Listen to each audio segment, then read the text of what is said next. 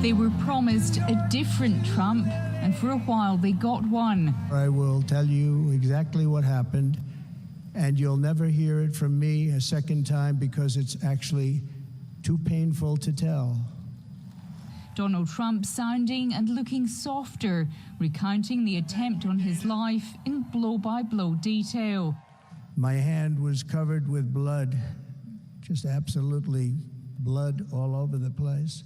It sounded at times like he was preaching. I stand before you in this arena only by the grace of Almighty God. And as his family looked on, Melania Trump making a rare appearance, he seemed reflectful. I'm not supposed to be here tonight. Not supposed to be here. There were some props. The helmet of the retired firefighter shot dead at the rally, and $1 million check donated to the victims' families. And there was talk of unifying. I am running to be president for all of America, not half of America, because there is no victory in winning for half of America. But then he pivoted, and more of the old Donald Trump emerged. Less name-calling, but still blaming. If you took the 10 worst presidents in the history of the United States, think of it, the 10 worst, added them up, they will not have done the damage that Biden has done. Only going to use the term once. Biden. I'm not going to use the name anymore, just one time. There was talk of mass deportations draining the swamp and a country on its knees that only he could save. Just Donald Trump being himself and being authentic and being perfect for America.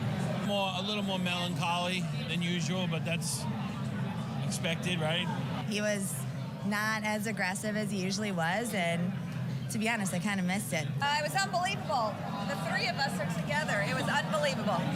It started out differently, but much of this speech was classic Trump, where he veered off teleprompter, riffing and making hyperbolic claims. He largely refrained from naming them, but he said Democrats were weaponizing the justice system, cheated on elections, and had ruined the country. It's hard to see how that is a pitch for unity. Barbara Miller, ABC News, Milwaukee, Wisconsin. Let's now bring in our US election analyst, Casey Briggs. Casey, today has been a key milestone along Donald Trump's path to re-election.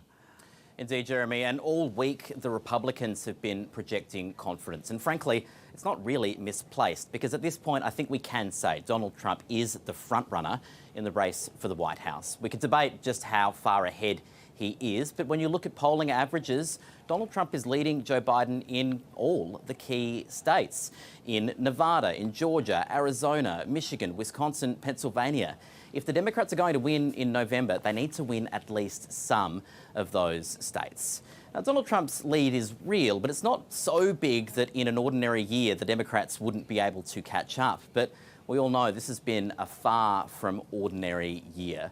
And while the Republicans have been having their big week, at times it's been upstaged by the Democrats as more and more senior political figures in the party come forward, publicly voicing their concerns about the viability of Joe Biden's candidacy and his capacity to lead them to victory in November.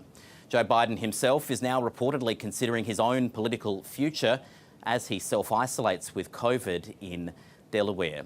Jeremy, Joe Biden theoretically has a lock on the nomination. He won nearly all the delegates in primary contests in the first half of the year.